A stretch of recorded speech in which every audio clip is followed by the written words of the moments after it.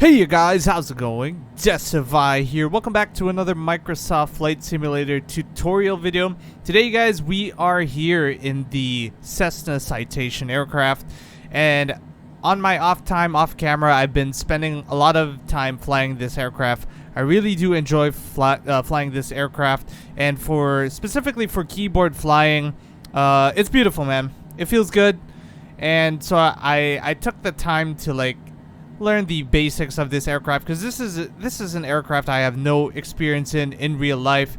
I didn't really watch a lot of videos on it as well. I had to spend my time, learning the autopilot on my own, learning the systems on my own, until I got to the level, or until I got to a level that I'm actually comfortable to show you guys how to manage this aircraft in the air, how to take off and land, and the basic instruments, and all that good stuff. So let me just give you a brief overview on what we're going to be covering in today's video, so I don't waste a lot of your guys' time. So basically, this is a tutorial video for beginners, first time flying the Cessna Citation. It is not meant for the advanced, simulator players or real pilots and whatnot. Basically, perfect if you're getting started in Microsoft Flight Simulator and you know nothing about this aircraft. This video should get you by to at least control the aircraft on the air and how to take off and land, just the bare basic stuff in autopilot.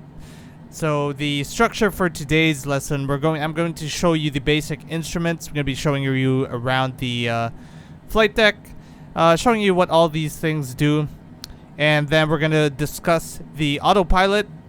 And after that, I'm going to show you how to take off with this aircraft and how to manipulate autopilot during flight. And I'm going to show you the landing portion as well, just so you guys know the airspeeds and whatnot, and the sort of cockpit configuration I have during landing. So, if that sounds interesting to all you guys, stick around. It should be a fun one. Don't forget to leave a like if you enjoy these types of videos. Comments down below, as it will help me out with the YouTube algorithm. Alright, you guys, without further ado, let's get into this.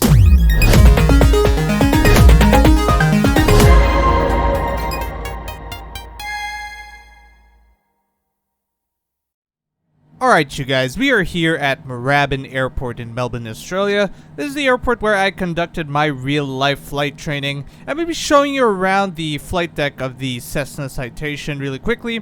We're just going to be covering the basic instruments, what we need, to sort of fly this aircraft efficiently. I'm not going to be touching on the more advanced details.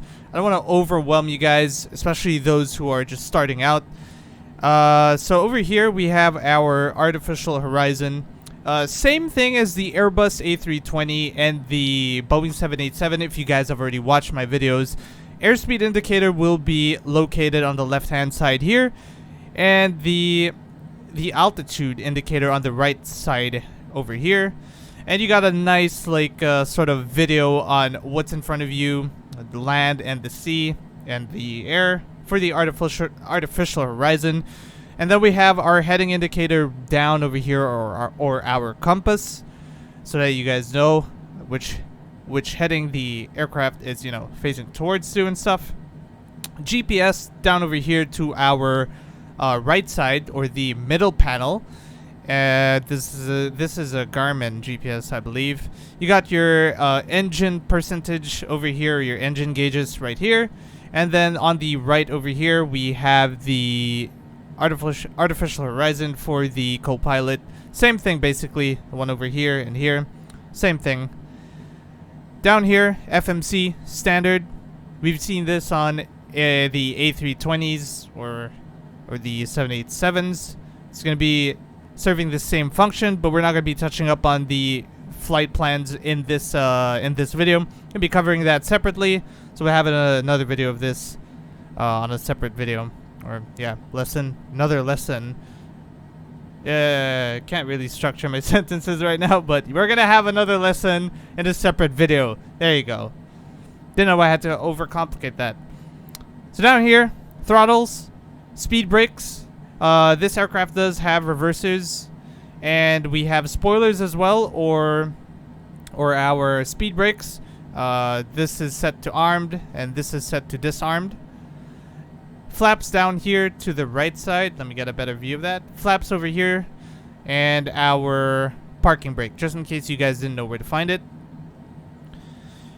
And let's go ahead and take a closer look at our autopilot, because this is the main focus of this video, is how to set up the autopilot, how to get it to work. I'm going to be explaining how to use it, right? Over here, altitude.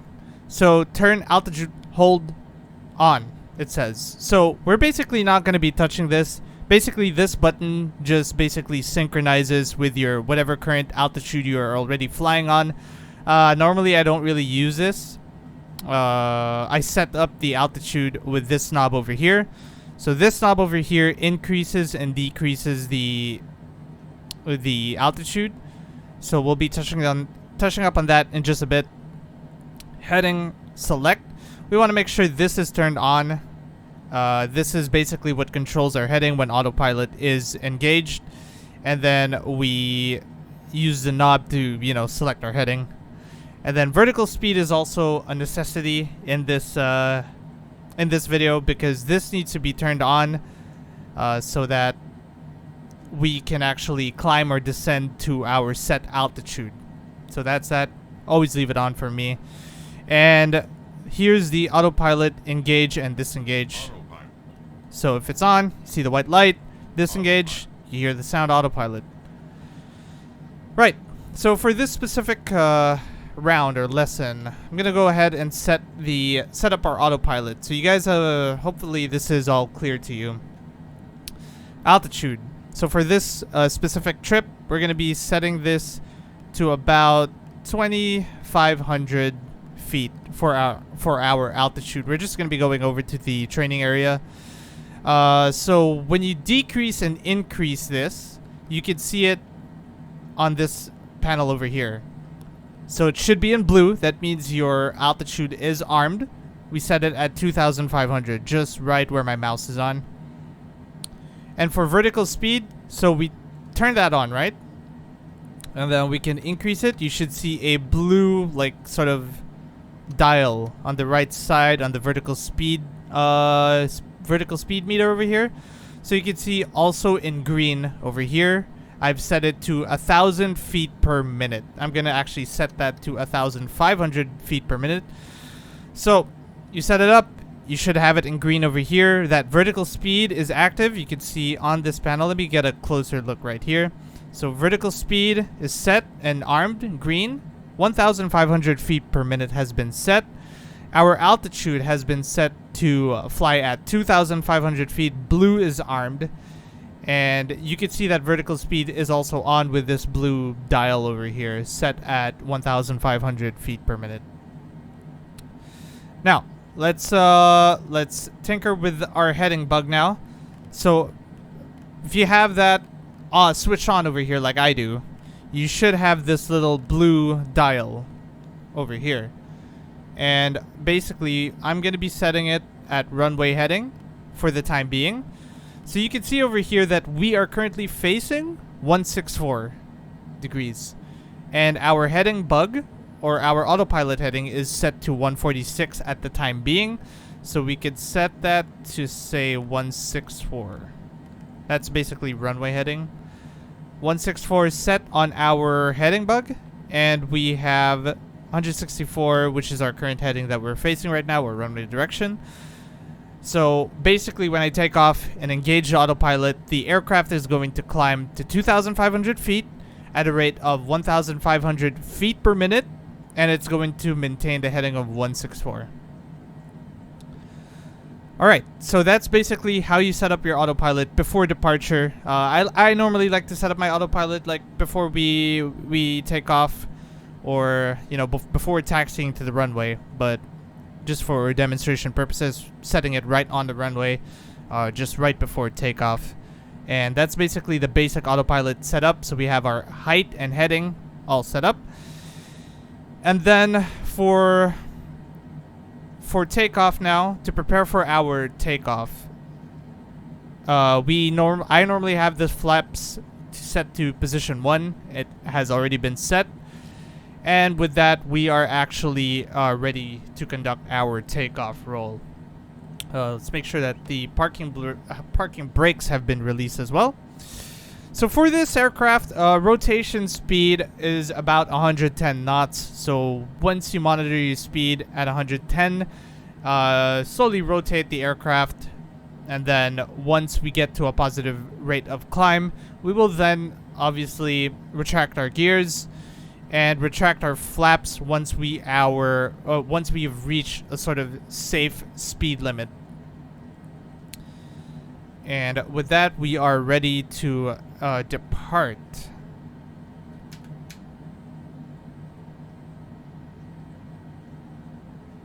There we go. And keep in mind, if you're using a keyboard, takeoff roll may be a little bit challenging as you need to play around with the rudder. It's a little bit sensitive with the rudder pedals, so just keep that in mind.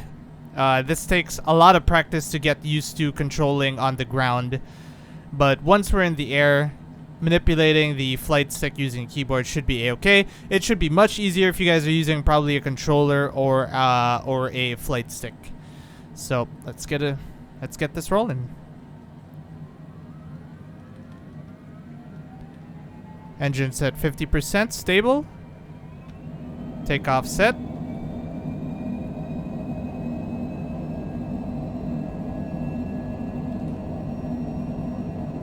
You can see the pull of that rudder pedal. Rotate.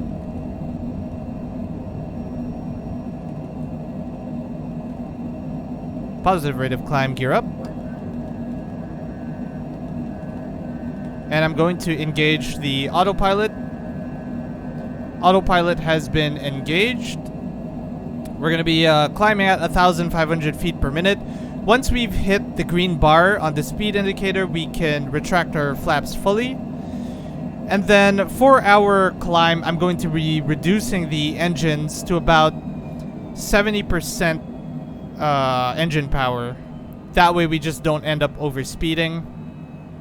So during the climb, I'll normally have it set up to 70%. Or even lower. You can go 60 if you feel like it's too fast.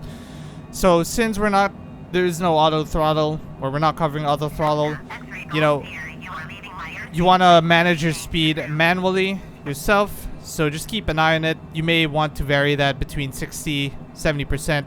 If you feel it's too fast, bring it down to 50%. Should be okay. I'm going to go ahead and acknowledge. New routing tower, Cessna Alpha Sierra X-ray Golf Sierra frequency change. Alright, there you go, guys. That is our takeoff roll completed. Executed quite well. So now I'm going to be showing you guys how we manipulate the autopilot during the flight. So let's start off with our heading, right? Our heading has already been selected. It's been turned on. So all we need to do to manipulate heading is turn the knob to whatever heading we want to face. So I'm going to set it to 120. You can see over here, blue dial set to 120. Confirm over here, 120 degrees. And let me just zoom in really quickly so you could get a better look. 120 set. Blue dial set at 120. So each time you scroll up and down this heading bug, it should change over here. Set 2,500 feet per minute, or sorry, not feet per minute. We're set at 2,500 feet. Our altitude, cruising at 300 knots. Now I'm going to be showing you guys how we manipulate our altitude. So right now I'm going to be descending to 1,500 feet to prepare for our inbound return back to Moorabbin. So the first thing I'm going to do is, right, you can see that we are on altitude mode. That basically, the light over here is indicating that we are locked in at 2,500 feet and we're holding that altitude. So what we need to do to manipulate our height here, we just scroll down to our desired height. So I'm going to set that to 1,500. You guys can see over here, blue set armed 1,500. But the aircraft is not descending to 1,500. That is because, you guys, we need to set up our vertical speed. So we click on vertical speed mode. Blue dial should appear and we scroll down to let's give it about 500 feet per minute is fine. So minus 500 feet per minute. And I'm gonna be slowly trekking back to our arrival airport, which is the same airport we took off from, Moorabbin Airport. So I'm gonna go ahead and change our heading over here. We're gonna be heading. Let's set it to 210 for the time being. Or sorry, 270. I want to be facing like a sort of westerly heading. There you go. And you can see over here that the aircraft is now going to turn to our selected heading. I have it set to 170, which is not what I want. 270 is what I want. Alright, there you go. Set. And we're a bit too fast over here. I'm going to bring down our engines. I'm going to bring it down to about 40%, maybe 30s. So you guys can see over here, engine percentage. So it's about 38 right now. And I'm gonna keep it that way.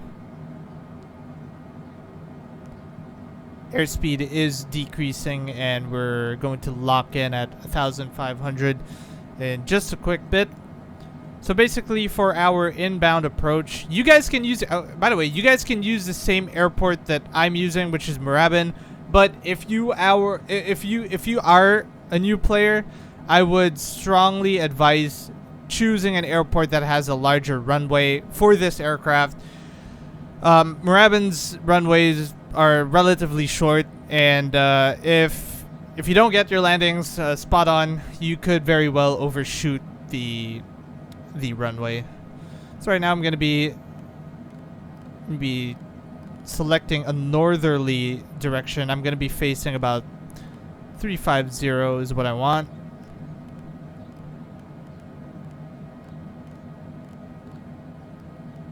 Right, 350 set. So basically we want to be at about 1,500 feet when I reach this riverbank over here, which is Karam. But again, you guys don't need to follow this exact, flight, I guess.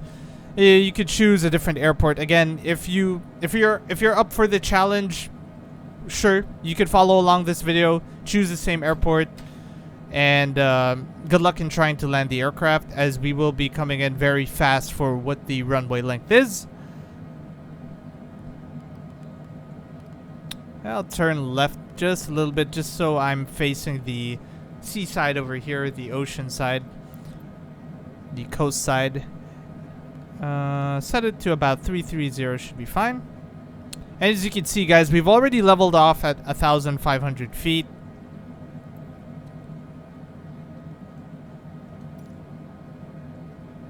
And our flaps still retracted. And right about here, you guys, this is a perfect opportunity to show you guys my landing configuration. So basically, once we have reduced our speed to this white tapered line over here, that is when it is safe to retract or extend your flaps, rather. Not retract, but extend your flaps. Normally when I reach about the white tapered line here, start preparing for our arrival. So I normally set it to flaps 1 first. So you can see flap settings have been set to 1, and I sort of leave it there until it's time to extend our landing gears for our arrival. We're just gonna keep going in this direction until we reach the riverbank here. Then we make an inbound for runway 35 right in Moorabbin Airport. So if you're going to be using Moorabbin as your sort of training airport like I am over here, I suggest using the longest runway possible, which is going to be 17 left and 35 right, which is over here. This is if you want to follow along. Again, for newer players, I do not recommend this airport or training in this airport with this aircraft just yet, until you could get the hang of your landing. And don't worry about the stall warning. If you notice your speed is dropping, just increase your speed and it should be a-okay. And on stall warning, it doesn't really fall out of the sky, so you have quite a number of margin to work with. I wasn't paying attention there because I was explaining. What was I saying? Lost in thought. Go ahead and choose if you're a new player, go ahead and choose an airport that has a much larger runway than this one. But if you're up for the challenge, go ahead. Is essentially I was trying to make my point. Is what I was trying to say. Until we got interrupted by the stall warning, but it's all good, guys. We are still flying. As you can see, the aircraft didn't even drop in height. Still maintaining 1,500 feet, 1,500 feet. But I guess that's a good lesson for all you simulator players out there. Watch your speed. Make sure you don't stall out. Make sure it ain't too high. Make sure it ain't too low. We want to be in this sort of white tapered line here. Alright, airport should be somewhere in front of us over here to our right.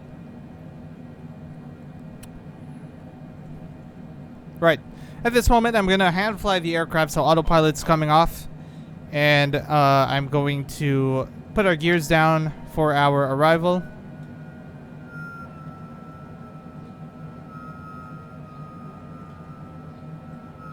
Set second stage of flaps.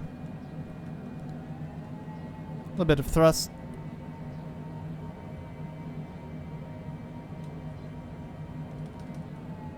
Okay, we want to be decelerating a bit. Final stage of flaps. Prepare for our landing. And let's quickly zoom in because the runway in Moorabbin is a little bit difficult to spot.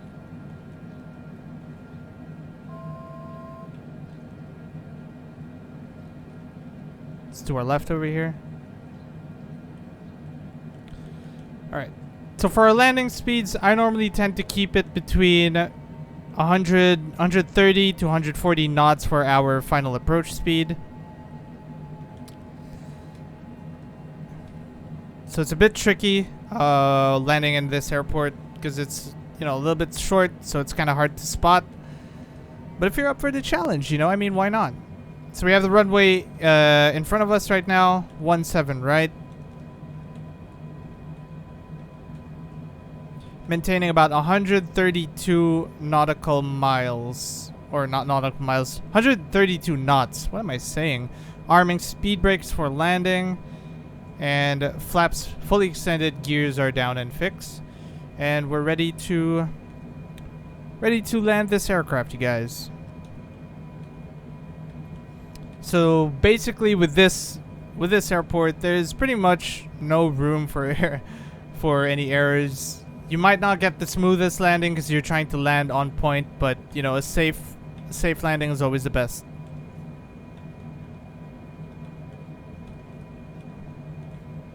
And it's a little bit more challenging in my case. Continue, because we're using a keyboard here in a short runway. But this aircraft is a dream to fly with a keyboard. It actually feels really good, similar to the 787. I like flying the 787s, and this aircraft with a keyboard feels really good. Way, way, way better than the Airbus, in my opinion. Coming in too fast, 140. Decrease your speed if you hear.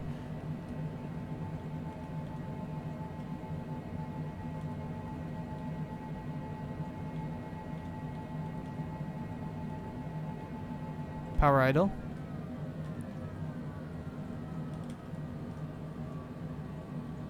Reversers.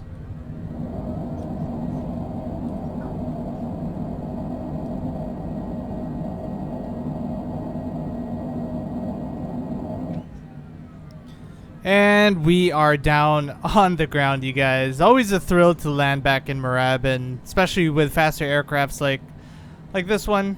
Feels really good when you do it. And we're just gonna taxi off to the side over here. And stop right over here before the yellow threshold. And over here, set the flaps back to 0, and arm our speed brakes for the time being, just so we can close the video off, guys. So there you guys have it. I hope this did help you out. Hope you found it informative and fun. and I wish you the best of luck in flying the Cessna Citation. If you guys did enjoy this video, do not forget to leave a like, comment, suggestions, feedbacks down below. What flight videos you guys want to see next, and I just might do it. If you guys have not already, of course, please and thank you, subscribe and join the colony. Alright you guys, once again, take care, and I will catch you in the next video.